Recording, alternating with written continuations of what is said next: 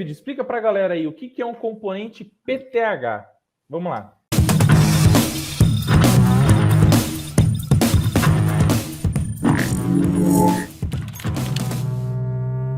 Eu não quero ficar sem você, eu quero te ensinar cada vez mais eletrônica, então não esqueça de cravar o dedo no like, na inscrição no canal e ativa o sininho das notificações para o YouTube mandar os vídeos do Eletrônica Fácil para você aprender mais e ser um faixa preta no mundo fantástico da eletrônica. Posso contar com você? Rapidinho aí, clique, clique, clique, prontinho, eletrizou, cargas positivas e agora vamos para cima. Componente PTH, tipicamente é aquele componente que a gente vê ele atravessar a placa. Ele passa por dentro de um furo e vai para o outro lado da placa. Então, é um componente que atravessa a PCB. Esse é um componente PTH. Então, a definição de componente PTH é aquele componente onde os seus terminais atravessam os diversos layers da placa eletrônica, perfeito? E no caso da placa simples fácil, como essa daqui, dessa fonte de alimentação, eles iniciam de um lado e são fixados, são soldados do outro lado da placa. Perfeito? PTH são aqueles componentes que significam Pin Through Hole. É o pino que atravessa o furo, tá bom? Então, olha só. Como exemplos, aqui a gente tem esses diodos, tem os capacitores, tem esse indutor aqui, tem o transformador Chopper, onde os pinos estão atravessando, né? A maioria dos camaradas dessa fonte de alimentação aqui são PTH. Então, você tem lá, tem um 6 chaveador, por exemplo, lá. Então, PTH, o pino atravessa o furo, soldado lá do outro lado da placa. A gente fala geralmente que é soldado do outro lado da placa, mas se a placa é dupla face, ele pode ser soldado tanto no layer de cima, quanto no de baixo, quanto nos dois. Tá bom? Inclusive, em soldagem industrial, muitas das vezes a solda ela atravessa de um layer para o outro e tá tudo bem. Perfeito, gente? Tranquilo? Nosso shield tem, né? Nosso shield aqui. Isso, perfeito. Então, shield para Arduino do Eletrônica Fácil, olha só. Ele tem componentes PTH e tem ilhas de solda dos dois lados da placa. Então, olha lá o transistor, ela mostra o transistor aí para a galera, David, ó. Então, o transistor lá, olha só que interessante. O Q1, que vocês estão vendo ali, ele tem ilha de solda em cima. Se virar a placa lá do outro lado, as ilhas de solda dele também estarão na parte de baixo. E aí, soldando de um lado, a solda entra no furo metalizado e acaba passando para o outro layer também, aumentando ainda mais a fixação mecânica do componente e a condutividade elétrica do terminal para com a PCB. Então, componentes PTH são exatamente esses, pessoal. São componentes onde o pino do componente atravessa o furo e então você tem a fixação dele em um layer ou mais layers da placa eletrônica, tá bom? O que são os componentes SMD? Fala aí para a galera. Os componentes SMD, diferente dos componentes PTH que atravessam, os SMDs não atravessam, eles ficam sobre a placa. Então, eles são soldados na parte da superfície da placa, né? Pode ser na parte superior, na parte inferior, mas em cima da placa. Então, os terminais se apoiam sobre a superfície, né? Surface Mounting Devices. Perfeito. Então, SMD, Surface Mounting Device. São os componentes onde o terminal é fixado na superfície da placa. Ah, professor, vai ter componente SMD e PTH? Não. Tá bom? Se é SMD, soldagem superficial. Se é PTH, a soldagem vai acontecer no terminal do componente, fixando ele na placa eletrônica, através de uma ilha de solda, ou no layer de baixo, ou no de cima, ou nos dois, se assim você desejar. Tá bom? Posso trocar um componente PTH por um SMD ou um componente SMD por um componente PTH? E se sim, quais são as recomendações que você deixa aí para a galera na hora de fazer essa substituição? Quando você tem um componente soldado na superfície da placa, existem alguns problemas e alguns perigos, como, por exemplo, dissipação térmica. Tá bom? Olha só que interessante. Se você, de forma aleatória, fala assim, ó, vou transformar toda essa placa aqui em SMD. Beleza. Ah, tem diodo de potência SMD? Tem. Tem capacitor SMD? Tem. Tem componente SMD para tudo quanto é tipo de estilo de componente, tá? Só que aí, o que acontece? Quando você solda o componente na superfície, se o componente aquece, todo o aquecimento dele é transferido por toda a superfície da placa eletrônica por consequência. E o que a mudança térmica da placa influencia no componente? Dependendo do componente, inúmeras coisas. Então, por exemplo, se você aquece demais um diodo, aquece demais um transistor, um triac, um MOSFET, um IGBT, a curva característica dele de condução acaba mudando. E quanto mais ele aquece, mais o aquecimento vai fazendo com que ele tenha uma certa depreciação, por exemplo, de condução de corrente elétrica. E aí, olha só o risco. O componente que poderia conduzir 5 amperes, pode ser que naquela temperatura ele consiga só conduzir 4. Se ele só conduzir 4, o que vai acontecer? Num caso de um transistor que está controlando uma resistência de potência, ou está lá chaveando um indutor, ou está controlando inúmeros tipos de carga, que precisam de 5, ele só consegue conduzir 4, automaticamente a carga que ele está controlando vai ter baixo desempenho pelo fato dela não ter a máxima transferência de potência através do cara que está controlando ela. Então, quando você transforma um sistema PTH em SMD, o quesito de temperatura tem que estar muito bem analisado para que o aquecimento da placa, através da dissipação térmica dos componentes SMD nela, tá bom? Não influencia o funcionamento de outros componentes eletrônicos do sistema. Então isso é muito louco, isso é muito perigoso, tá? Inclusive, né, a galera deve perguntar assim, pô, professor, mas por que esses PTH, eles não são soldados rente à placa?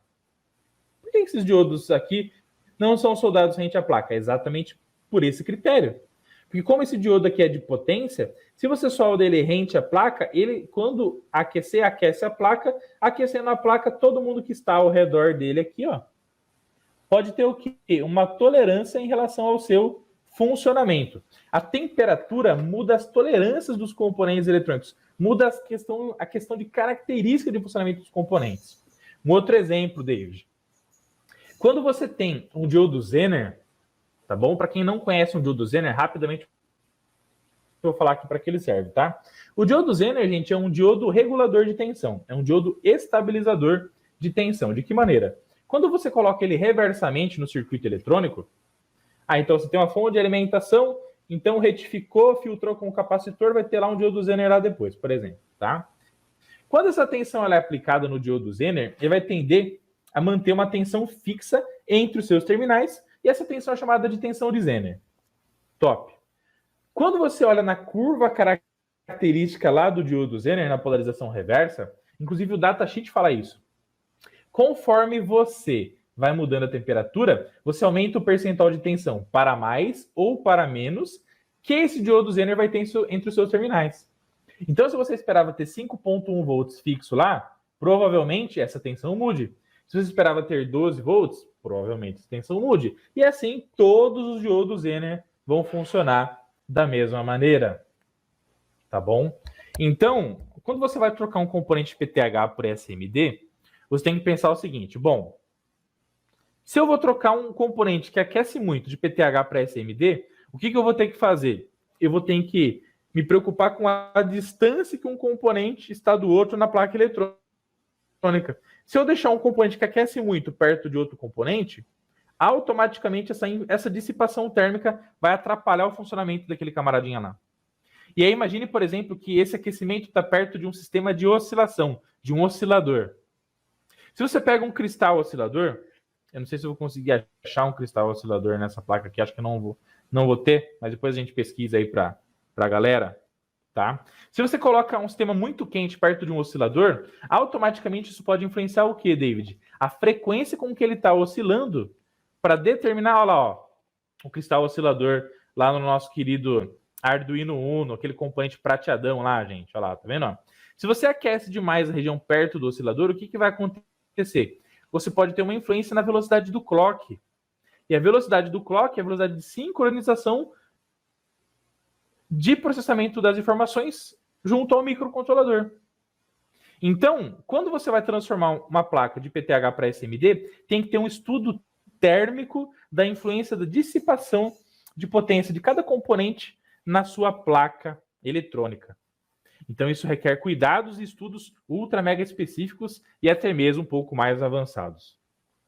E é por isso que, quando um fabricante vai transformar uma placa PTH em SMD, tem que ter todo um estudo de engenharia no desenvolvimento do layout dessa placa eletrônica. E tanto é que, por isso, muitos componentes nem são transformados em SMD. Porque é mais fácil você manter ele PTH, onde, por mais que o aspecto construtivo dele seja maior, mas você tem uma refrigeração muito maior, você tem uma baixa transferência térmica do componente para com a placa eletrônica, e com isso você diminui o tamanho da placa através dos componentes que dissipam pouca potência, pouca temperatura, e que automaticamente essa dissipação não vai influenciar gigantescamente o funcionamento da placa eletrônica. Então, por exemplo, vou transformar um CI PTH em SMD. Pô, perfeito. A dissipação térmica do CI é muito pequena. O consumo, né, o consumo de potência dele é tão pequenininho, né, que geralmente é nanowatt technology, que ele não vai aquecer a ponto de influenciar o funcionamento de outros caras na placa eletrônica. Capacitores cerâmicos. Então, você tem capacitores cerâmicos, você tem resistores de baixíssima potência. Então, componentes que não esquentam, você pode transformar facilmente de PTH para SMD e tá tudo certo. Porque automaticamente a sua preocupação com a influência dele junto aos outros acaba sendo menor. Agora, quando você fala de componentes de potência, transistores, MOSFETs, reguladores de tensão, chaveadores, tá bom? Automaticamente você tem que fazer um estudo térmico e viabilidade disso para que então você não queira reduzir a placa ao máximo e acabar tendo uma frustração de um mau funcionamento por causa do aquecimento do seu sistema eletrônico indevido e previamente não analisado, tá bom? Então, vai trocar um resistor de PTH para SMD? Primeira pergunta, qual é a potência desse cara? Tem alta potência? Então, cuidado. Veja se esse cara pode manter PTH, porque se manter PTH ele vai transferir muito mais fácil essa potência, você vai trocar esse calor muito mais fácil com ar, por exemplo, tá? E não repassar isso para a placa, tá bom? São resistores que trabalham em circuitos digitais, então trabalha ali, por exemplo, 1/4 de watt, são resistores de 1/8 de watt, pô, tranquilo, troca de PTH para SMD e tá tudo certo. Capacitor cerâmico, posso trocar de PTH para SMD? Tranquilo. Por quê? O capacitor cerâmico, tipicamente, dissipação de calor tendendo a zero. Porque o capacitor, inclusive, não é um componente feito para dissipar alta potência. Ele tem o seu armazenamento de carga, tá bom? Mas esse armazenamento de carga, automaticamente, quando você coloca ele no circuito eletrônico, tá bom? Ele vai carregando, vai descarregando, não gera um aquecimento tão brutal quanto, por exemplo, elementos chaveadores ou até mesmo resistores. Então, o capacitor não é um componente que vai aquecer brutalmente. Então, o capacitor, por exemplo, cerâmico, dá para trocar de PTH para SMD? Tranquilo. Um poliéster, dá para trocar ali um PTH para um SMD ou arquiteturas correlatas? Tranquilo. Um capacitor eletrolítico, dá para trocar de PTH para SMD? Sim, porém, capacitores com capacitância brutal, com, por exemplo, 4.700 microfarad. Então, se achar PTH, um eletrolítico ali de alumínio, pô, perfeito, tranquilo, não vai dissipar tanto calor. Mas, provavelmente, se é um capacitor de estabilização de tensão e está lá num link de alto consumo de corrente e nível de estabilização de uma fonte chaveada, por exemplo, tá? No sistema de potência, provavelmente vai ter que manter PTH. O Paulo falou aqui que ouviu que o PTH vai deixar de ser fabricado.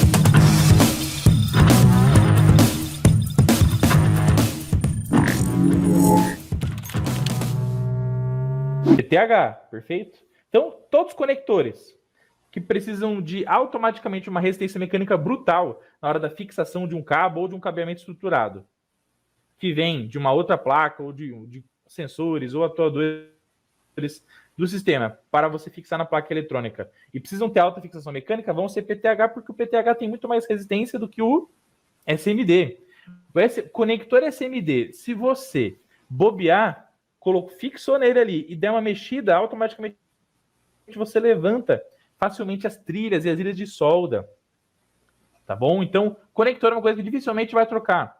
Outra coisa, relé. Então, você tem relés que tem uma alta circulação de corrente por ele. Então, geralmente são componentes PTH também. Né? Então, elementos chaveadores de potência. Legal? Transformadores Chopper. Até hoje eu não vi trocar Chopper de PTH para SMD e vice-versa. Legal? Então, pode ter certeza que deixar de ser produzido, não. Deixar de ser produzido, não.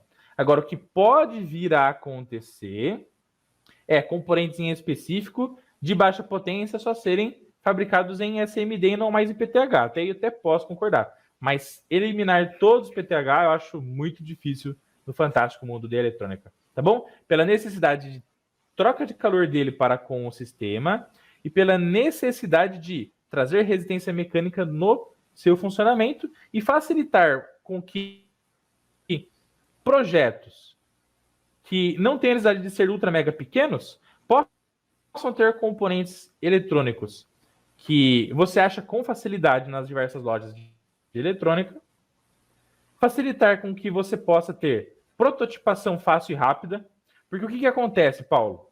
Vamos pensar o seguinte, tá? O que é mais fácil de eu testar? Um circuito eletrônico que eu estou prototipando com SMD ou com PTH? Com PTH. Por quê? Primeiro, PTH eu consigo montar no protoboard. O SMD não. Segundo, PTH eu acho nas diversas lojas que estão próximas a gente. SMD não. Então, todo protótipo tende a começar com PTH, para depois ele evoluir com SMD.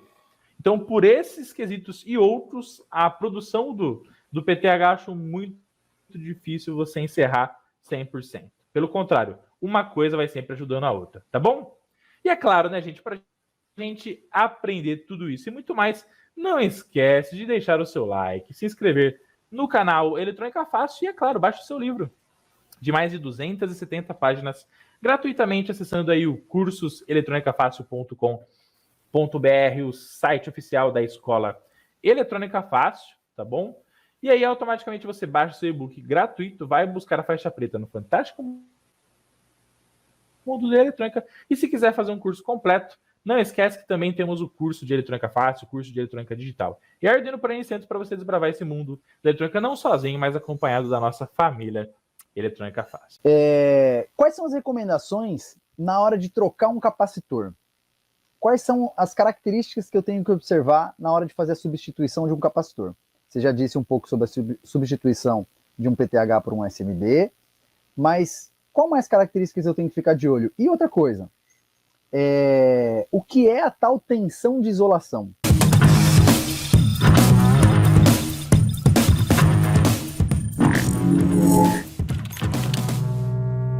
O capacitor, no seu âmbito elementar, ele é constituído do quê? De duas placas metálicas, onde essas duas placas elas estão o quê? Isoladas uma da outra. Então, uma placa não está com contato direto com a outra. Não. Ela está isolada. Agora, esse isolamento pode ser por ar, esse isolamento pode ser por um fluido, perfeito? Mas aí isso não vem ao caso agora. O mais importante é você entender que o capacitor é feito do quê? De uma placa que é isolado da outra.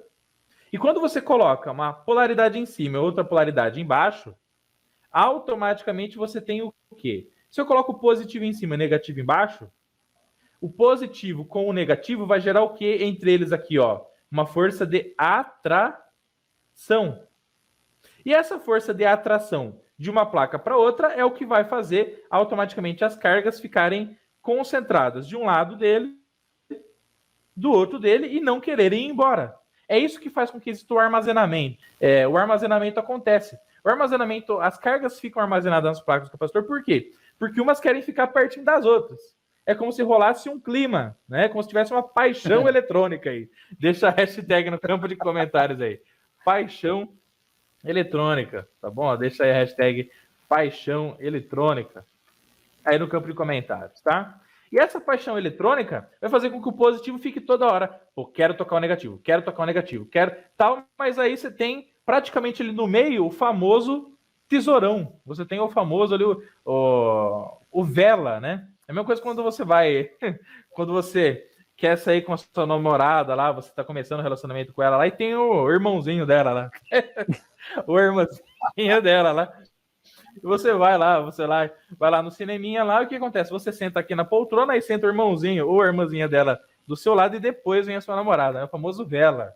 Tá bom? Quem já passou por isso aí, deixa hashtag já passei por isso no campo de comentários, tá? Você, com a sua polaridade, está de um lado ali. E a pessoa que você está apaixonado está do outro lado. E no meio está o vela, quem está separando, tá? Então toda hora assim, ó, vai para lá e o outro fica para cá, assim, vai separando, tá?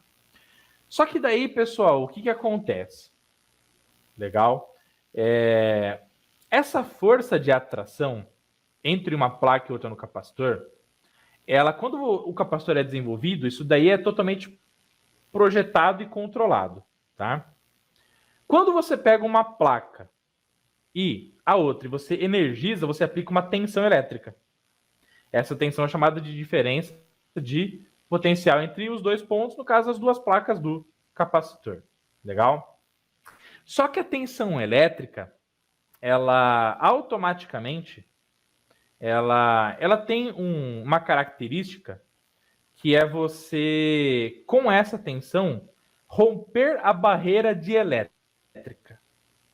O que isso quer dizer? Tá bom? A barreira dielétrica de um ponto para o outro é a capacidade de quantos volts eu consigo isolar um ponto do outro. Ou seja, o ar, por exemplo, quantos volts ele consegue isolar um terminal metálico do outro? Ou o óleo,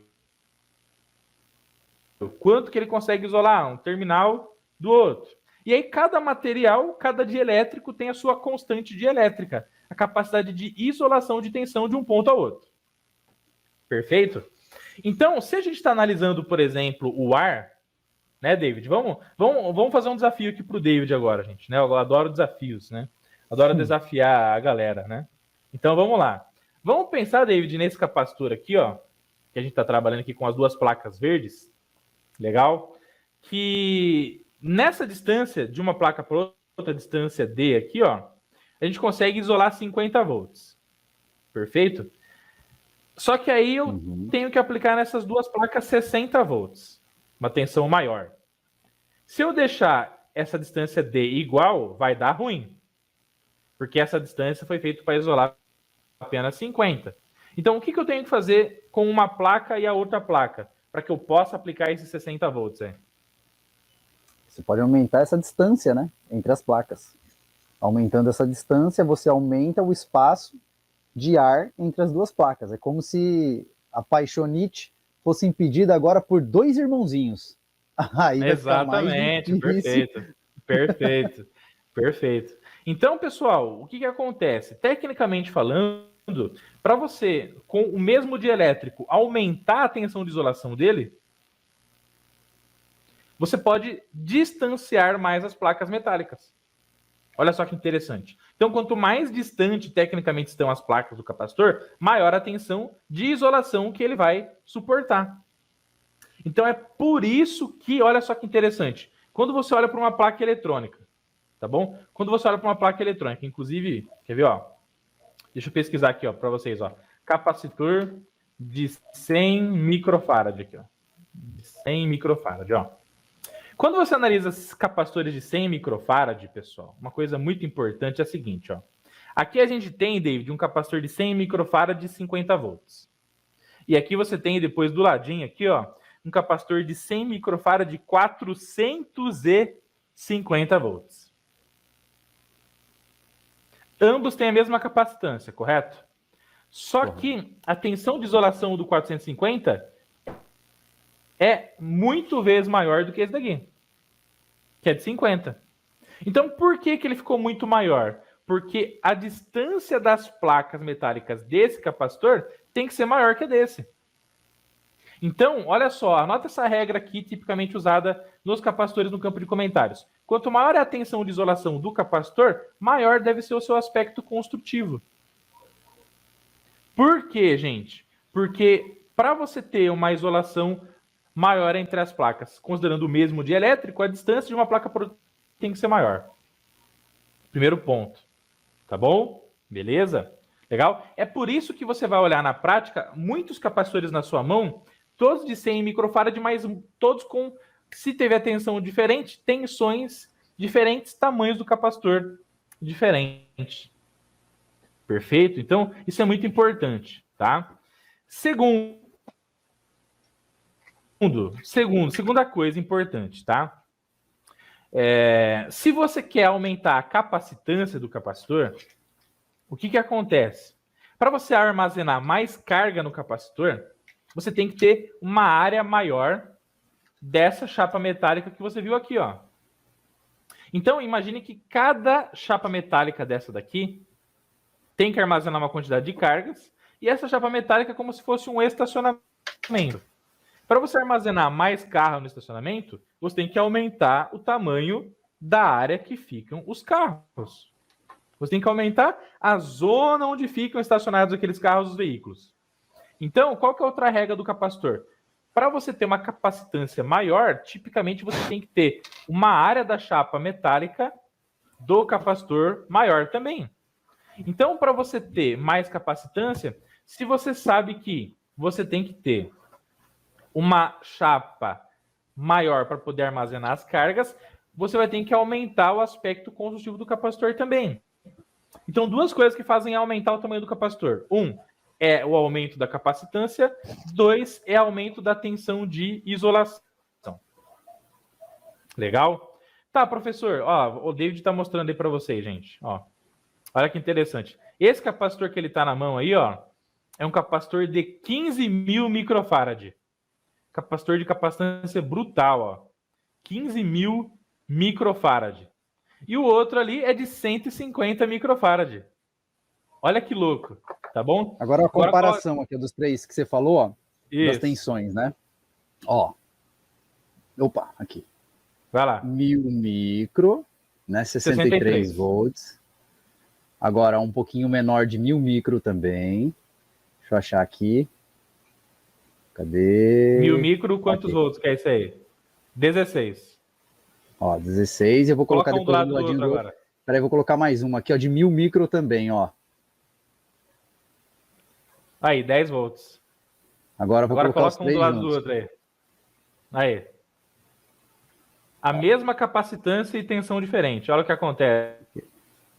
É difícil segurar os três assim, mas vamos tentar aqui.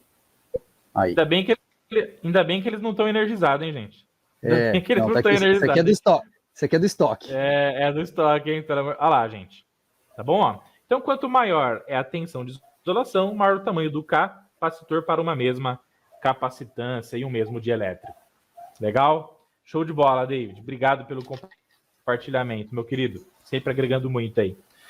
Então, pessoal, por que a tensão de isolação é um critério que você tem que se preocupar muito no capacitor? Isso é um ponto muito importante, tá?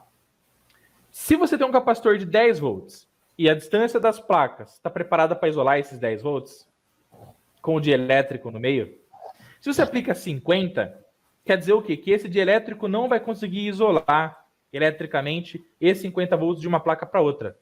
Qual é o efeito disso, David? Automaticamente, se eu tenho uma chapa, a outra com 50 volts, e o dielétrico suporta apenas 10, se o dielétrico não consegue isolar eletricamente uma chapa da outra, começa a ter arco elétrico. Começa a ter descarga elétrica de uma chapa para outra. É como se você tivesse mini raios acontecendo internamente do capacitor. Por quê? Porque o velhinha, né, o irmãozinho lá, o velhinha lá que estava lá já não consegue, a atração tá tão grande entre as partes aqui, ó, a força aqui tá tão grande que esse cara aqui vai falar assim, sai para lá. A mão passa por trás do irmãozinho, né? Lá, começa a fazer carinho na namorada com a mão por trás dele. Exatamente. A mão vai passar por trás ali do irmãozinho, né? E aí vai acabar tocando. Perfeito, gente? Então, o que acontece? Se o dielétrico não consegue isolar o potencial de uma placa para outra, vai acontecer o toque de uma placa para outra através de uma descarga elétrica. Essa descarga elétrica automaticamente vai fazer com que o capacitor se aqueça demais. Capacitor se aquecendo demais, a chance de ele vir a estourar, explodir é muito, muito grande. E é por isso que a gente mostra para a galera no curso de eletrônica fácil o que, gente? As explosões no capacitor devido à tensão aplicada nos seus terminais ser maior do que a tensão de isolação. Tá bom? Então, se você vai trocar um capacitor por outro, legal? Não adianta você chegar lá na loja de eletrônica e falar, me dá um capacitor de 1000 micro. Por quê? Porque um é de 16, outro é de 50 volts, outro é de 10 volts. E aí, se você não fala tensão de isolação, o cara pode vender qualquer um para você e para ele tá tudo bem. Agora, e para o teu circuito? Não é qualquer um que vai se adaptar, tá bom? Então, nunca compre um capacitor com tensão de isolação abaixo do que aquele que você está substituindo. Então, se o capacitor na tua placa é um capacitor de 25 volts, você tem lá um capacitor na sua placa lá, de 25 volts, o que você tem que fazer? Troca por um de 25. Agora, se é de 16, ó o outro lá de 16, ó. Troca por 16. Perfeito? Tá, não tem de 25 volts. Não troca por um abaixo, troca por um que a tensão é um pouquinho acima. Um pouco acima, mas não muito acima. Por que não muito acima, pessoal? Porque, veja, vamos lá. Vamos pensar uma coisa importante aqui. Quando você projeta um capacitor para ele ter 1000 microfarad, né? Pega o capacitor maior aí para nós, David. Mostra aí para a galera de novo, se tiver na sua mão aí. Ó. Se você projeta um capacitor para ter 1000 microfarad de capacitância, é a capacidade de armazenamento de carga dele, tá? Tá bom? Ó. E ele tem uma tensão de isolação. Você quer desse aqui, né? Peraí. Ah, não. Deixa eu pegar isso. Se você tem um capacitor de 1000 microfarad, olha lá, ó. Olha lá o protoboard funcionando aí. E ele foi projetado para ter esses 1000 microfarad em 63 volts. Quer dizer que o desempenho dele de armazenamento para os 1000 microfarad acontecer com sucesso, gente, tá bom? Para os 1000 microfarad acontecer com sucesso, é para ele trabalhar numa tensão próxima a 63 volts. Tá bom?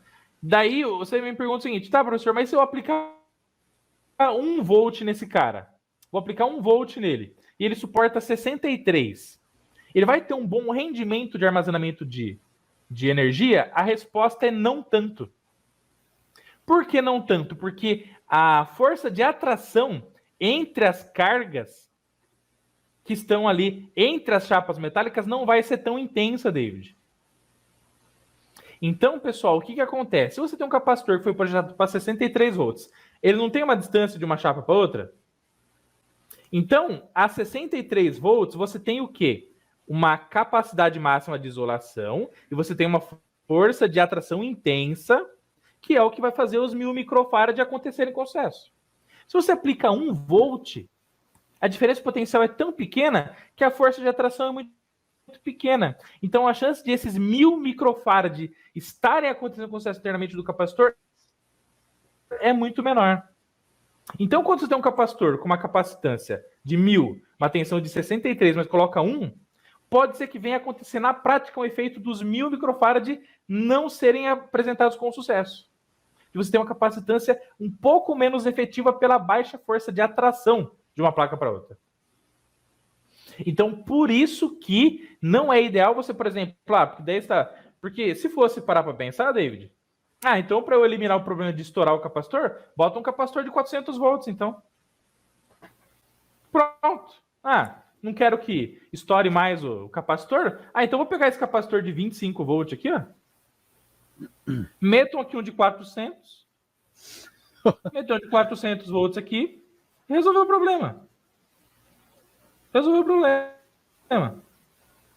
Entendeu? O que vai acontecer, David, se eu trocar esse de 25 por um de 400?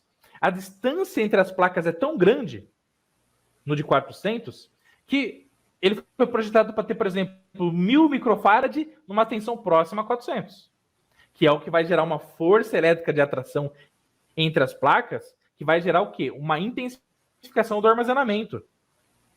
Então, trabalhar próximo à tensão nominal do capacitor não é algo ruim. É algo que intensifica o armazenamento de carga entre as placas. E é assim que o capacitor funciona. Perfeito? Agora, se você coloca um capacitor de 400 e coloca só 25, o que acontece com a força de atração? A força de atração é ultra mega baixa. Por que é baixa? Porque a distância das placas está muito alta. Então, quando você vai trocar um capacitor, gente, se você vai colocar a tensão acima, tem que ser um pouquinho acima e não muito acima. Para que você não mexa no rendimento do capacitor em relação à sua capacidade de armazenamento e efetivamente ele possa ter a sua capacitância nominal funcionando com sucesso. Lembra sempre disso. Tá bom? Então não coloca o pé na jaca, né? O cara pega lá, vou meter um capacitor de 700 volts lá na placa. Não, porque daí o funcionamento efetivo dele não vai acontecer com sucesso. Lembra sempre disso. Tá bom? Beleza? E aí é outra coisa, né? Então, capacitância, tensão de isolação, temperatura do capacitor. Toma muito cuidado, porque os capacitores também têm a sua temperatura. Legal? E, além disso, pessoal, os capacitores também têm tolerâncias. Legal? E, assim, a tolerância do capacitor radial eletrolítico é horrorosa, viu, David? A tolerância desses capacitores aqui, ó, eletrolíticos, elas podem chegar a 20% de um pro outro. E isso é uma característica desse cara mesmo. Tá bom? E aí,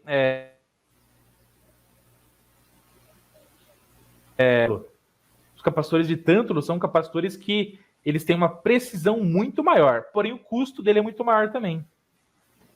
E você, às vezes, não acha os capacitores de tântalo com tensão de isolações gigantescas. Tá bom, pessoal? Então, prestem atenção nisso na hora de vocês substituírem os capacitores que vocês usam no seu dia a dia. Tá bom? Beleza? E aí, olha só, o Gilberto fez uma pergunta muito interessante aqui, né, sobre os capacitores. Olha só. Professor, cheguei agora. Minha dúvida seria o que acontece se eu colocar um capacitor de 1000 micro e um de 100 micro em paralelo. Gente, o capacitor em paralelo, você tem a somatória das capacitâncias, tá bom? Então, uma capacidade de armazenamento vai se juntar à outra. Legal? Então, colocando um de 1000 micro em paralelo com um de 100 micro, você vai ter 1100 microfarad de armazenamento, tá? Mas cuidado. Cuidado com a tensão de isolação do capacitor. Se você colocar um capacitor de 1000 micro, 25 volts, e um de 100 micro, 50 volts, você não vai poder colocar 50 volts na associação, porque o 50 vai ficar nesse e nesse aqui. E esse 50 no de 25, explosão no de 25. Tá? Então, pode fazer em paralelo? Pode, para aumentar a capacitância, mas a tensão de isolação tem que ser praticamente a mesma. Legal? Tudo isso e muito mais você consegue aprender aonde, gente? No e-book do Eletrônica Fácil. Então, olha só que sensacional. Se você quer aprender ainda mais eletrônica gratuitamente, não esqueça de baixar o seu e-book lá no cursoseletronicafácil.com.br. O link está aqui na descrição do vídeo. Fechou? Clica aí, baixa o seu e-book de mais de 270 páginas gratuitamente e com ele já imprime, encaderna, vai intensificar demais os seus estudos no fantástico mundo da eletrônica gratuitamente. E se quiser fazer um curso completo de eletrônica, acessa aí o cursoseletronicafácil.com.br. Conhece o nosso curso de eletrônica fácil para aprender partindo do zero. Toda a sua experiência, com toda a sua mão na massa no campo prático, qual é a melhor ponta de solda? Qual é a melhor ponta que você recomenda aí para os nossos trabalhos?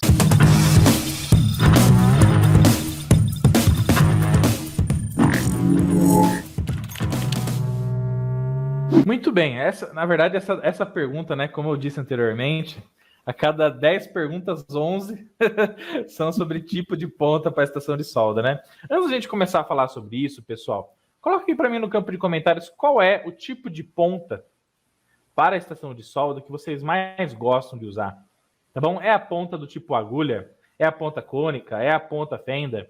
É a ponta faca? É a ponta concha? É a ponta nariz da bruxa do pica-pau? Que é essa ponta tortinha aqui, ó. Tem lá a famosa... Quer ver, ó? Vamos digitar aqui, só para a galera entender, ó. Quer ver, ó? Bruxa do pica-pau aqui, ó. Ali, ó. Isso. Bruxa do pica-pau, ó lá. Tá vendo? Então, não tem a bruxinha do pica-pau aqui, David? Ó, olha lá. A bruxinha do pica-pau tem o narizinho dela aqui, ó. Aquela ponta ali exatamente. Aquela ponta que tem a parte final dela bem curvadinha é a nariz da bruxa do pica-pau, tá bom? Segundo o professor Rodolfo, legal? Essa daqui, ó. Essa daqui já é a ponta do tipo cônica, né? Os caras vão chegar lá na loja e falar, viu? Vocês têm uma ponta para a estação Yachum? Ponta do nariz da bruxa do pica-pau? Isso, daí o cara vai olhar o cara assim, da venda. Né? O cara vai olhar assim, meu Deus do céu. Vou fazer o seguinte, eu vou pegar as pontas que eu tenho lá, você dá uma olhada daí, né? Não, pô, esse modelo é novo, amigo? Não tenho aqui no estoque, não. Nariz da bruxa do pica-pau. Muito bem. David, qual é a melhor ponta para a estação de solda que você usa aí, meu querido? O que você acha? Para mim, depende do momento. Então, a minha melhor ponta, a que eu mais uso, não digo a melhor, mas a que eu mais uso é a ponta fenda. É a que eu mais uso. É que eu consigo obter um encaixe melhor ali no componente para que a transferência térmica seja bacana. Então é a que eu mais uso, é a ponta fenda. Gosto também da ponta faca, para alguns casos, para componentes quando eu preciso aquecer vários terminais ao mesmo tempo. Então a ponta-faca me ajuda. Se eu vou tirar, por exemplo, não sei, 5, 8 terminais, 4 de um lado, 4 do outro. E aí eu vou aquecer todos os lados. Se eu tiver com uma fenda, eu consigo aquecer 2 terminais. Se eu tiver com uma faca, eu consigo aquecer os 4 terminais para poder fazer essa retirada do componente. Então, dependendo do que eu vou fazer, eu utilizo uma, mas a que eu mais uso é a fenda. Legal. Então, a questão é a seguinte: a pergunta foi qual é a melhor ponta para eu usar no meu dia a dia? Qual seria a resposta para isso? No meu dia a dia, a melhor ponta são várias, porque depende, meu dia a dia varia, então não existe uma melhor ponta de solda, ou melhor ponta de ferro de solda ou ponta para estação. Na verdade, essa pergunta depende de qual o meu objetivo. Dependendo do meu objetivo, eu vou ter uma melhor ponta para esse caso. Né? Então, eu não tenho essa resposta. Então, essa pergunta aí é uma pergunta que a gente recebe muito, porém é muito particular, inclusive, viu, David, de cada técnico em eletrônica, tá, pessoal? Sim. Beleza? Assim, ó, a primeira coisa que vem na minha cabeça é assim: qual é a melhor ponta para minha estação de solda? É aquela que você consegue soldar o componente com sucesso da melhor forma possível e mais fácil possível. E na menor temperatura possível. Então, se você quiser anotar isso aqui no campo de comentários, galera, ó, qual é a melhor ponta? A mais fácil possível, na menor temperatura possível e o mais rápido possível. São esses 3 ingredientes aí. Tá bom? Beleza? Mais rápido possível, com a menor temperatura possível e mais fácil possível. Legal? Sem danificar a placa eletrônica e também não danificando os outros componentes que estão ao redor, preservando a integridade da placa eletrônica da melhor forma possível, tá? Beleza? Então, cada ponta é melhor para uma ocasião. Não tem jeito. Legal, gente? Beleza? Porque assim, Vamos lembrar uma coisa também, viu, David? Tá? Antes de ter toda essa quantidade gigantesca de ponta, a ponta que tinha nos ferros de solda é a ponta cônica. Ponta cônica, exatamente. Então era ponta cônica. Que entendeu? É a padrão que vem, né? Mas não sei o quê. Entendeu? Então piriri pororó, blá blá blá, mimimi chororô, não. Ponta cônica. Então a ponta cônica é a ponta coringa que vai atender a maioria das situações. Então o ponto acabou. Legal? Beleza? Então se você tem uma ponta cônica, show de bola. E outra coisa, a melhor ponta é aquela que você consegue fazer o seu trabalho. A melhor ponta é aquela que você consegue soldar a placa do teu cliente com sucesso. Você consegue aquecer para poder remover uma solda ali com sugador ou com malha de soldador e fim de papo. Essa é a melhor ponta. A melhor ponta é que você consegue gerar trabalho da melhor forma possível. Tá bom? Legal. Tendo isso em mente, tá bom? A melhor ponta para cada situação muda de acordo com algumas coisas, David. Primeiro, qual é o tamanho da ilha de solda? Quanto maior é a ilha de solda que você está esquentando, então veja, ó, nesse vídeo aqui, né, eu acho que a Implastec merece patrocinar também o Eletrônica Fácil, viu, gente? Tudo que a gente fala da Implastec aqui. Né, hoje nós temos a Rigol Technologies junto à Eletrônica Fácil. E Implastec, né? Dá uma olhadinha para nós com carinho aí, né, David? Vamos lá, ó. Vamos para cima, ó. Gente, aqui, ó, né, ó, com que é? Traz o Faz-me Rir. Traz o Faz-me Rir aí. Vamos lá. Mas vamos para cima, gente, ó. Aqui nós temos uma ilha de solda, que ela é uma ilha oval, não é nem circular e ela não é nem quadrática, é uma ilha oval, tá? É o famoso Dual Pad Mode lá no software Proteus. Legal? E essa ilha aqui, ó, ela tem um tamanho bem grande. E o terminal do conector, da barra de terminais, da barra de pinos aqui, David, ele é um terminal muito grande também.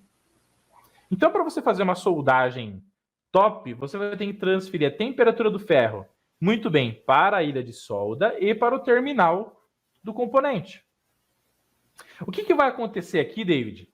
Se eu colocar uma ponta do tipo agulha aqui, o que você acha que vai acontecer para fazer essa solda aqui? Uma ponta do tipo agulha você não vai conseguir fazer uma boa transferência de calor, nem para o terminal, nem para o padzinho ali, para a ilha de solda. E aí o que vai acontecer é que essa ponta agulha vai derreter uma pequena porção do estanho e, como ele não vai transferir muito calor, esse estanho vai começar a endurecer e vai ficar grudando essa ponta agulha. Você vai tentar soldar, ela solda em volta, a hora que se afastar um pouquinho, ela já gruda. Vai virar uma meleca isso aí. Não vai conseguir fazer uma boa soldagem. E aí o que acontece, né? Então, esse problema que o David falou está acontecendo por quê? Pela baixa transferência térmica que a ponta do tipo agulha vai ter, mediante ela estar tocando uma ilha de solda grande com um terminal grande. Porque a pontinha do tipo agulha é uma pontinha ultra mega pequena para transferir uma temperatura para um negócio gigante em relação a ela, né? E aí, sabe qual que é a reação natural do técnico, David? Sabe o que o técnico vai fazer? Subir para compensar isso aí? Ele vai pegar e vai sair dos 350, que ele poderia usar 350 para soldar com uma ponta fenda, ele vai subir para quanto? 400. E ele vai tocar a pontinha aqui, ó. Aí com 400 a soldinha vai derreter mais fácil.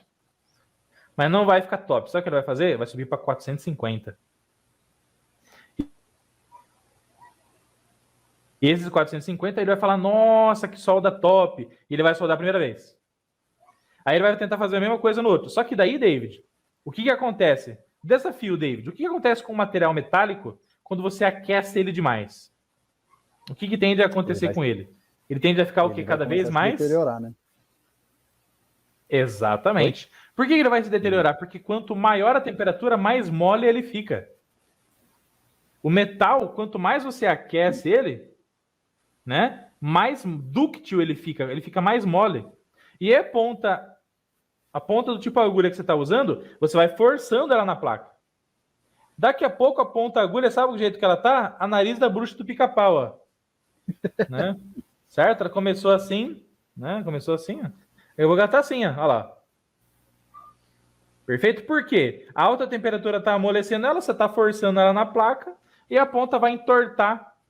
A ponta vai se quebrar e você vai perder a tua ponta do tipo agulha. Por quê? Porque você está usando a ponta errada, no lugar errado, no tipo de componente errado, na temperatura errada. Isso aconteceu comigo, né? Inclusive, houve orientação da equipe Eletrônica Fácil no meu momento de aprendizado ali sobre essa ponta, em que eu questionei, falei, putz, acho que a ponta que eu tô comprando não tá bacana. A ponta não presta. A ponta não presta, não é de qualidade, ela tá... Entendeu, gente? Aí, ó, começa com cara, ponta agulha e termina como ponta cônica.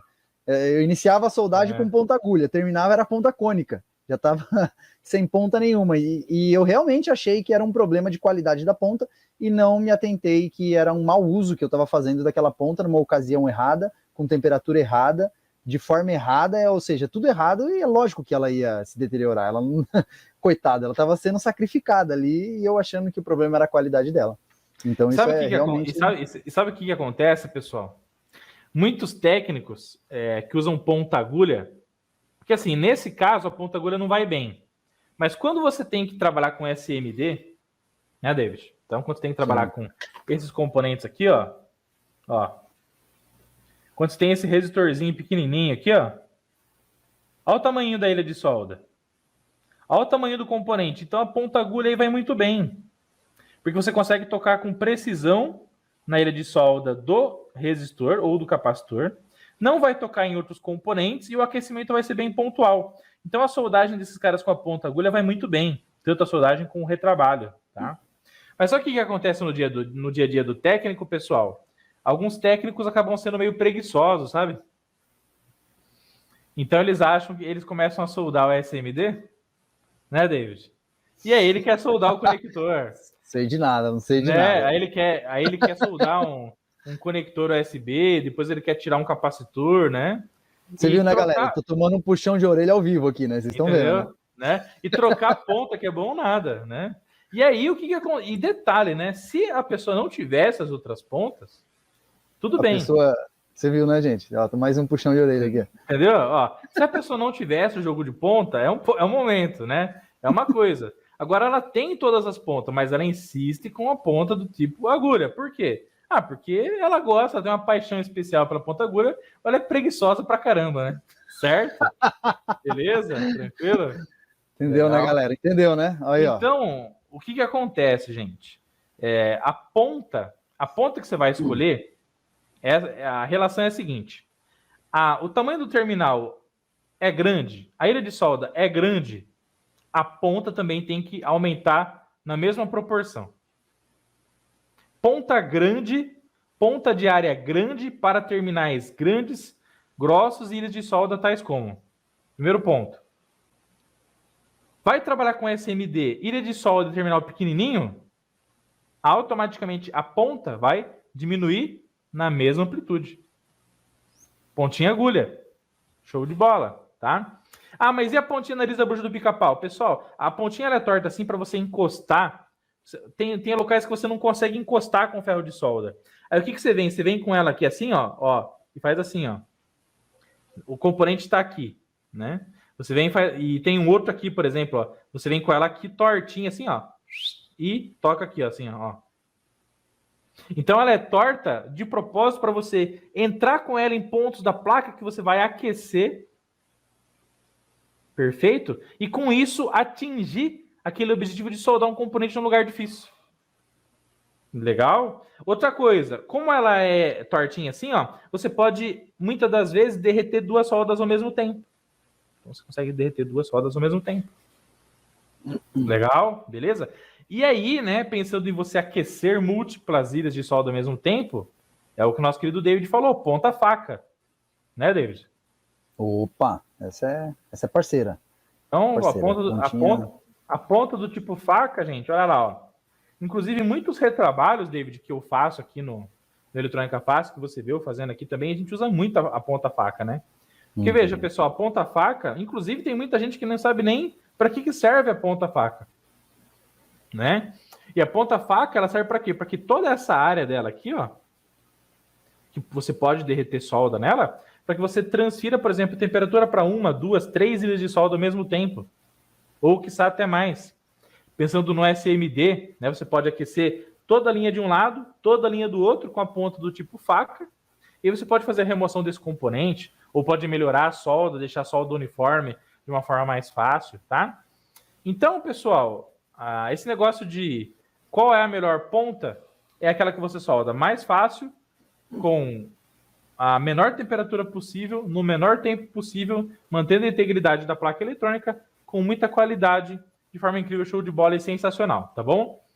E aí, nesse âmbito, vai ter gente que vai gostar mais da cônica, outros mais da fenda, outros mais da ponta chanfrada, tem a ponta chanfrada para SMD, a ponta concha, que ela armazena a solda, você vai deslizando também, perfeito? Mas você só vai descobrir a resposta especial para essa pergunta quando você pegar uma placa de sucata, dessoldar tudo e soldar tudo de novo. Aí você vai falar, putz, para essa situação é melhor essa ponta, para essa situação é melhor essa ponta, melhor essa ponta, aqui não faço isso, troca para isso. Legal? E nunca tenha o quê? Preguiça de trocar a ponta do ferro de solda. Tá bom? Preguiçoso só se ferra, gente. Faz retrabalho. Não tem jeito. Técnico preguiçoso não tem vez. Você vai economizar tempo num ponto e vai gastar o dobro depois. Ou você vai perder a sua ponta. Legal? E assim, ó, outra coisa que você tem que ficar ligado. Se você está soldando a temperatura muito alta, alguma coisa está errada. Se você está soldando a 450, toda hora, alguma coisa está errada. Porque você está tendo que esquentar demais o véu para poder fazer o trabalho. E aí, para você diminuir a temperatura do seu ferro, você tem que fazer? Aumentar a área da ponta. Deixa a ponta maior. Porque ela maior, ela vai aquecer a placa e o terminal mais fácil, você vai soldar mais fácil também. Beleza? E é claro que todo o material de soldagem eletrônica você acha onde, gente? Na loja. lojaeletronicafácil.com.br. A nossa loja completa e recheada de tudo aquilo que você precisa para desbravar o fantástico mundo da eletrônica. Então, se você quer comprar ferro de solda, estação de solda, álcool isopropílico, fluxo líquido, pastoso, Arduino, módulos para Arduino, kits educacionais, capacitores, resistores, módulo RFID, esponjinha metálica para a limpeza mágica da sua ponta, do seu ferro de soldar, a camiseta do Eletrônica Fácil, tudo isso e muito mais. O nosso kit de assistente de soldagem para você deixar cada vez aquela soldagem mais faixa preta, para você lidar com SMD, inclusive. jogo de chaves, multímetro, você acha na loja eletronicafácil.com.br. O link está aqui na descrição do vídeo. Esperando o quê? Para baixar o nosso e-book. Baixa o nosso e-book lá no cursoseletronicafácil.com.br, porque além da gente apresentar para vocês sobre o curso de Eletrônica Fácil, nosso curso para quem quer aprender eletrônica partindo do zero rumo à faixa preta, você pode acessar, já conhece o nosso trabalho aqui baixando do nosso e-book, gratuitamente, beleza? Vai conhecer mais sobre os nossos cursos, sobre o certificado, sobre o depoimento do que os nossos alunos estão achando desse treinamento sensacional. E se você quer turbinar a sua bancada com equipamentos faixa preta, não esquece de acessar a loja eletronicafácil.com.br. Se você está precisando de fluxo para soldar, kits na área de soldagem eletrônica, kits para você aprender a montar placa eletrônica, Arduino, kit RFID, cabo USB, Arduino mesmo. Se você precisa de ferro de solda, estação de solda, jumper, protoboard, uniforme do Eletrônica Fácil, alicates, multímetro, tudo isso e muito mais você acha na nossa loja. Se você não achar o que você precisa, deixa nos comentários o que você quer também que tenha lá na loja, que a gente vai colocar, porque a gente precisa atender vocês de uma forma incrível, show de bola e sensacional.